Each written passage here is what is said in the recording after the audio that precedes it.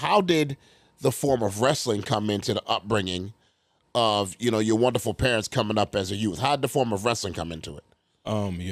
Wrestling it came into my life at a time where I was actually 12. Like I saw it when I was younger, but it was just like what the older kids were doing, At that point, at age of 12, my parents had split apart. I think I was 10 when they split.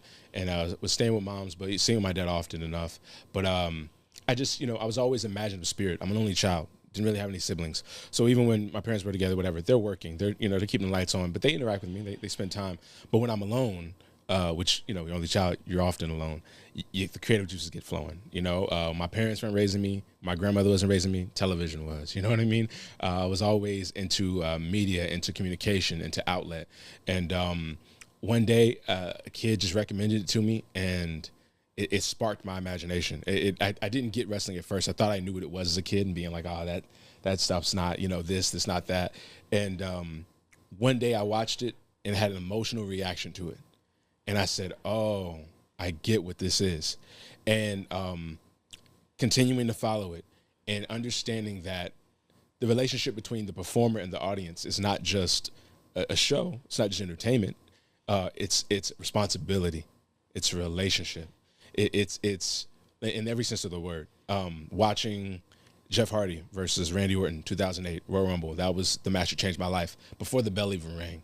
Because Jeff Hardy's entrance in Madison Square Garden that night was so strong, and those people put their faith in him. And to see, there's a camera shot that I'll never forget. He's standing on the second rope, facing the audience on the second turnbuckle, and it pulls out from his lower back to see like him looking upon the audience, and you see that there's a sense of responsibility that he has with there to win.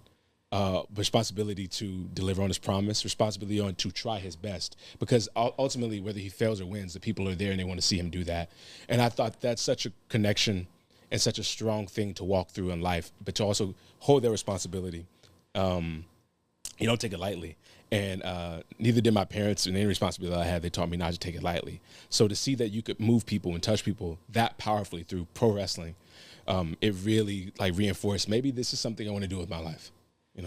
And so you take that and that motivation to get into pro wrestling. So, the thing I want to know is, what did you have to learn about building relationships and learning to navigate yourself kind of in a room full of vultures in ways, you know what I mean? Yeah. How did you learn, not only in your come up, but how did you learn how to navigate relationships in this to be able to succeed in this business? How did that go for you? Through failure, me being such an empathetic child, growing into an empathetic man, and also being someone who really believed in treat people how you want to be treated. Realize that you get old enough, you realize not everyone follows that rule. And so sometimes you have to lose friends in ugly ways. Sometimes you have to get turned on. Sometimes people have to do you dirty. And you realize, damn, not everybody is my friend. Man, I can't trust everyone. Man, not everyone's looking out for me.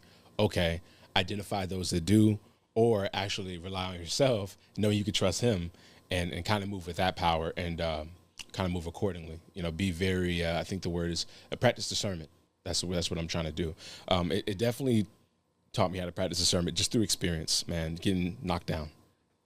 Yeah, that's what it does, man. It'll have you sit back and say, well, wow.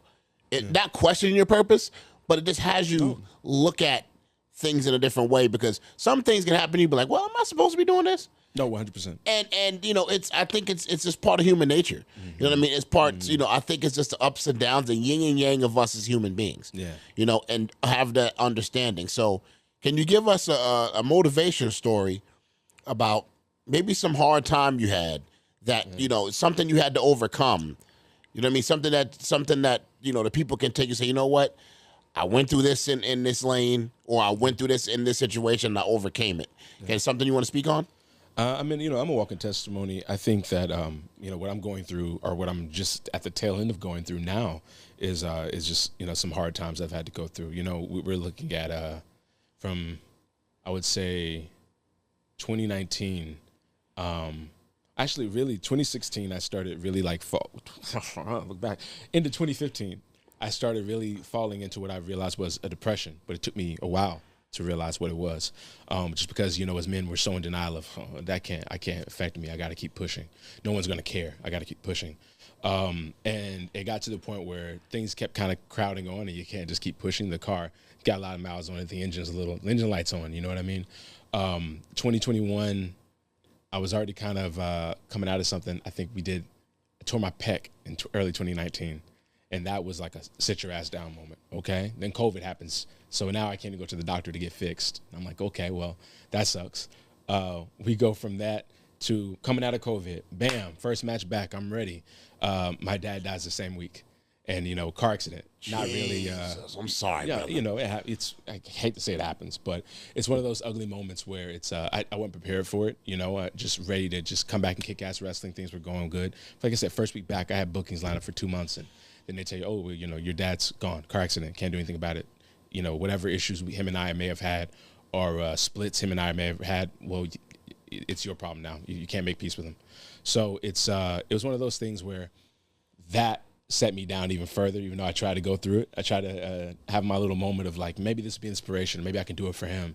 And as that goes on, things were happening for me, major companies take a look at me, people, more followers, people start gassing. We want to see you succeed, and you want to see yourself succeed, but it's kind of hard to show up and not even show up, but show up as what you've asked, what you've presented, and what you've wanted people to expect or perceive you as. You now have to be the revolutionary. You now have to be the intergalactic soul. You now have to be the honorable brother. Not all the time, but enough to make the right decision. Your career is about to blow up. Do you want to do left or right? You want to sit down or you want to go? And throughout me saying, I'm going to go, got hurt. I think my second or third match for AEW got concussion 4 minutes into the match. And it was another sit down moment. Same year I lost my dad, so I just didn't really see it coming. Tried to get back on that bike again as soon as I was cleared, like the next week. And it was just too soon, just too soon.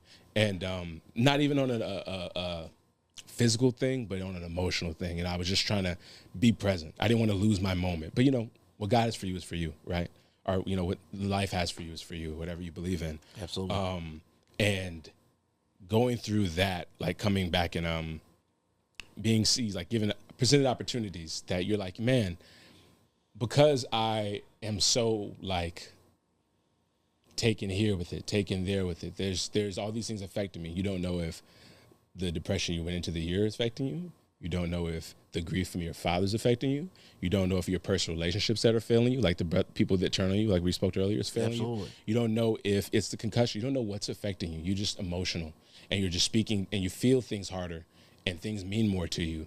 And when you're at a situation where you're like, that your morality is on the line, or someone, is wanting to just kind of use you, or just put in a position to where like, they just see what you can do for now. And if you can't deliver, then on to the next toy.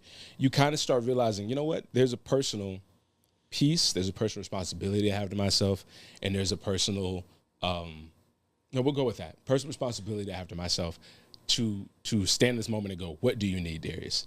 You're trying to be everything for everybody else. You're trying to deliver on your promise to everybody else. Ooh. You're trying to fix everything. But what can you fix yourself? What do you need right now?